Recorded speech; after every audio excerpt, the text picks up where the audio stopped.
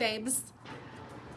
We're gonna talk about what everybody is calling memory planning, and I have no idea if that's what I'm calling it. It's just still weekly memory keeping for me, but it's pages like this. I'm sure that you have seen them throughout the Instagrams lately. I was super inspired to start a different format. Shannon Pages posted about her digital template that she created and then started kind of playing with, and I just took that idea and made my own template, and really love being able to print smaller and not have everything inside of pockets.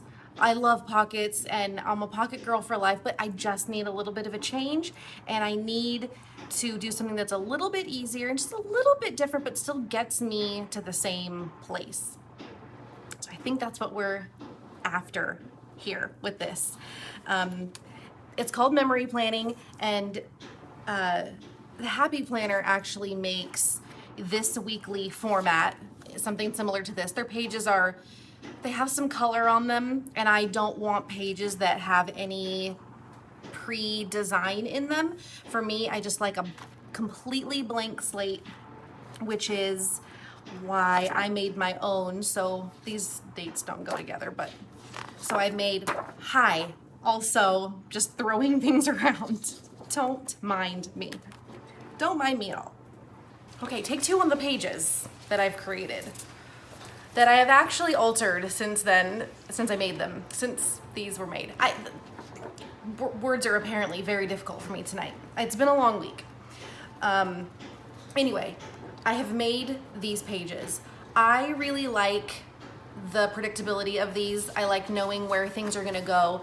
And so I'm gonna show you a couple of things that I've done in the last few weeks of, well, I haven't actually been doing this for a few weeks, but I have created a few weeks, and I wanted to go over with you kind of my plan, how I'm printing photos, how I'm addressing the making and the binding and all of the things. I have no notes. I just have a bunch of stuff on my desk, and I am going to talk you through it. So I started with the template. I took I use a program called InDesign. It's a graphic design program. You use it to create documents, and I used that to make these tables. And I just like the clean look of this. I didn't want much frill going on. I made a very simple line. And then I also wanted a place for my week number, because I still wanted to do like my weekly title card like I've been doing in all of my pocket pages. And I also wanted another little box down here. I loved that Shannon was using hers for like things that she's grateful for, or a list of things. I really loved that aspect of what she did. And then her use for this little bottom strip right here is for dinner. But I'm not using it as a memory planner like that. I've got to use it for months, months in the past. So I can't remember what we had for dinner. But what I do love doing with those little sections is like adding little pieces down below, or like this one. See, this is part of what I'm going to talk to you guys about, is these were in pocket pages or page protectors. And then I can use little washi pieces down here, and I think that it just adds a little bit of, it can add like, what am I trying to say, structure at the bottom, so that it's not all happening on the left-hand side and in the middle. Okay, so I have my blank templates, and some people were asking if I predetermine where my photos go before I print the template. Well, no, I don't do that, because I don't have to, because I'm printing a blank template, and then I'm printing out my photos onto a different template that I'm going to show you in just right now.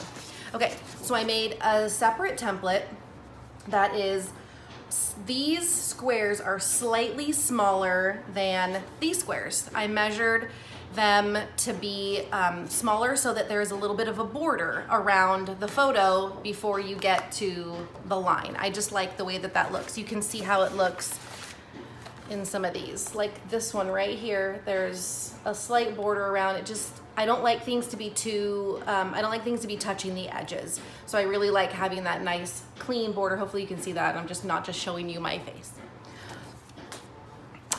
Okay, so this template, and when I use InDesign, the really cool thing about the way that that program works is that I have the grid built out, the table built out, and I can use a command to pull a photo from my library or my, you know, my hard drive or wherever I'm pulling my photos from, and it automatically fits it to this box, and the proportions are the same.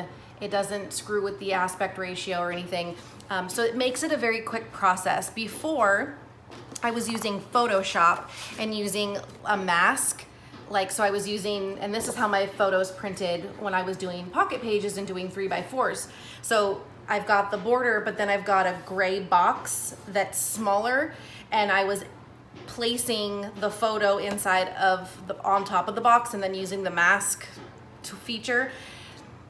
It was always complicated for me, and I never really made it easy on myself, but it worked. But I only got 6, as you can see, photos per page. Now I have 16 photos per page, which is great, because there's also, in my templates, there's also 21 potential spaces, well, 23 if you count the 2 extra little side boxes, but it just gives me so much more space than a 12 or a 9x12 pocket spread. I mean, I can get more pictures and more cards in here, you know, more cards. And we'll talk about that in a little bit too. Hold on one second.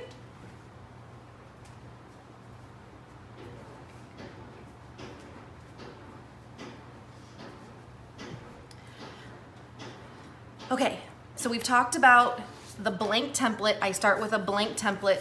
I print my photos, I trim them up, and what I like about this template versus when I was doing these is I easily could have nudged these up against each other to save down on my cuts, but that's something that I really wanted to make sure I did with this template, was that I only have to cut once. I don't have to cut the bottom of one photo and the top of the next photo.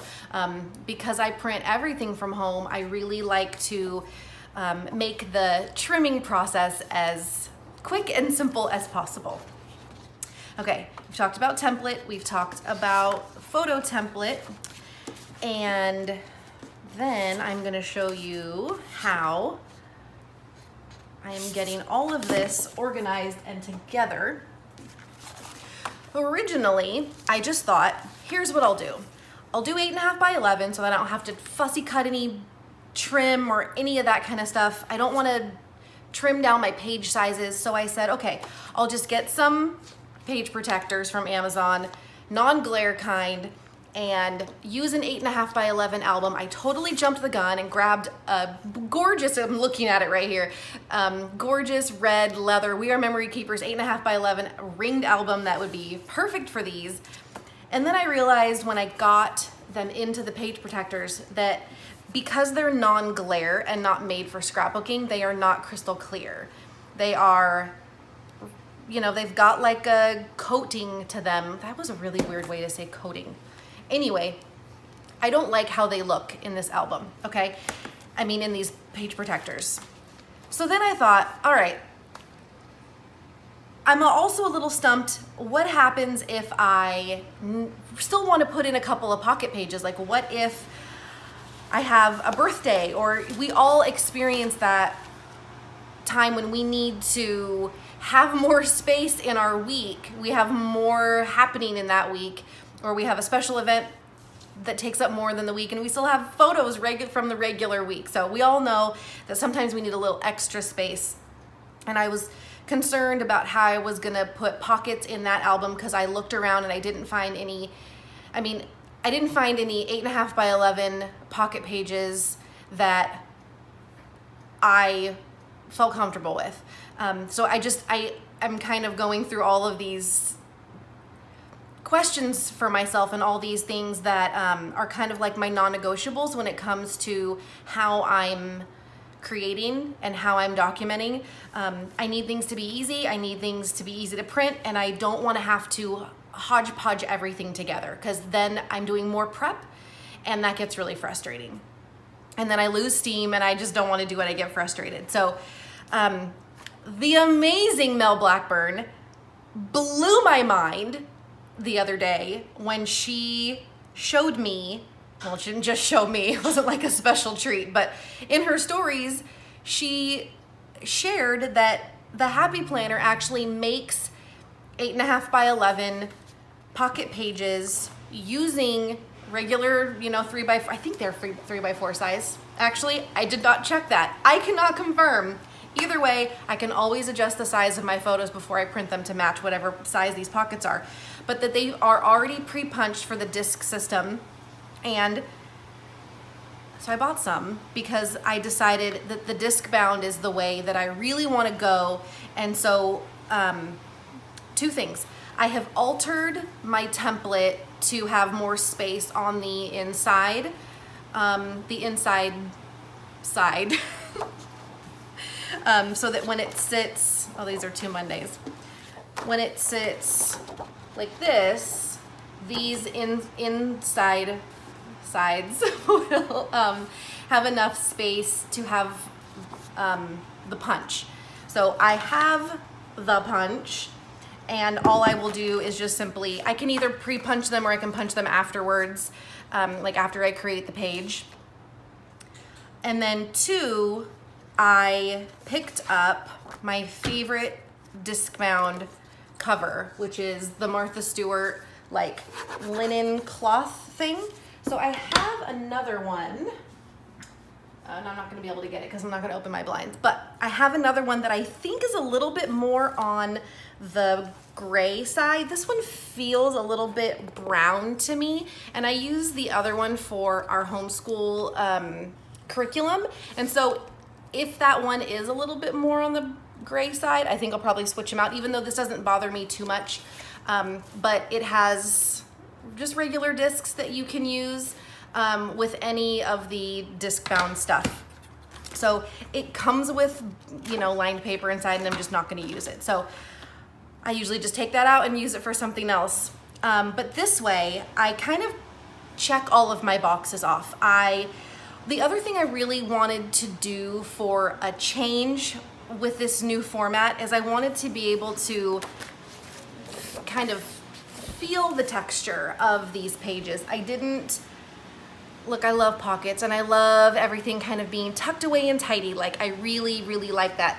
But once I started doing this and then I put it all behind a piece of plastic, I just didn't like it. I really liked feeling the staples and just, what it's like to kind of like touch your project. Not in a weird way, in a completely loving way. But that was really important to me. So doing a disc bound system means I don't have to put the weekly spreads behind plastic. I can see them and touch them and feel them, and I will be able to glue the backs together or secure them or adhere them in some way. I don't know how I'm gonna do that just yet. I'm a glue stick girl, so I'll probably end up just gluing them back to back. Because the Happy Planner, theirs is obviously already in order of it gives you a monthly spread and then you flip it and it's got a week and then a week. So it's already pre-printed front and back. And while I guess I could print my templates front and back, I don't really want to be creating a page when this is on the bottom. I would much rather have a flat surface to work on, so I don't mind the double page being glued together because I also feel like that gives it a lot more stability. And I am printing on my favorite cover stock. This is an 80-pound cover stock by Hammermill, and it's not a card stock. It is actually called cover stock. And I have a link to the one that I love on my website. So if you go to retrohipco.com/faves, then you can find all of the stuff that I use for at-home printing, the photo paper that I use, which is different than the cover stock that I use, and it's just my tried and true. It's like bright white, it's crisp, it's nice and smooth, it prints beautifully. I'm gonna see, I don't know if I can't even see what's happening right here because I am filming this on my phone. So I'm gonna try to get in and see if it'll focus. I don't really know if it will, but it's just super crisp. It does a great job. And the printer that I use is also linked. So, Discmound for 2020, I can get bigger discs. I will take up much less space. My albums are becoming so big. I'm looking at my one 9x12, and I'm hoping that the fact that I'm gonna continue the rest of the year in this format and figure out a way to throw them in that album will hopefully save the rest of the album from me not having to buy a second one, because I don't want to have to buy a second 9x12. The other option that I was running through my head was just getting another 9x12, using the 9x12 as the album, and that way I could fit an 8.5 by 11 pocket, 8.5 by 11 page protector with this format, plus throwing in 9x12 or smaller pocket pages. Ultimately, when Mel shared hers,